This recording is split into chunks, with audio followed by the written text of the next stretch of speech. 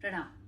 काफी दिन से मेरे जहन में कुछ बातें आ रही थी जो कि हमारे सोशल मीडिया के गुणीजन के लिए हैं और उनसे कुछ कहना चाहती हूँ। वो ये कि आपके अपशब्दों की इस दुनिया में ज्यादातर गालियां स्त्रियों को ही समर्पित है, जैसे कि माँ, बहन, बेटी एवं पत्नी।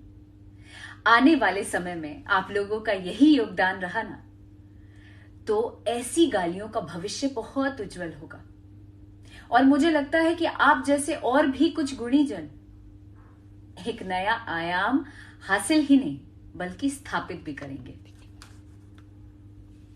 गाली गाली यानी मन की दबी कुचली संवेदनाओं को व्यक्त करने का सशक्त माध्यम।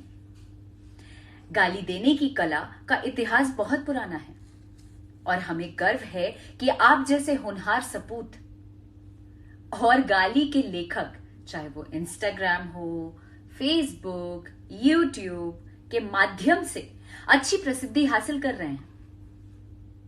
ज्यादा कुछ नहीं कहना चाहती, बस इतना ही कहूंगी कि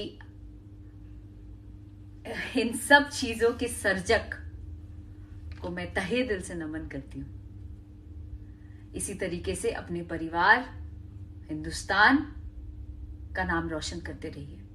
थैंक यू।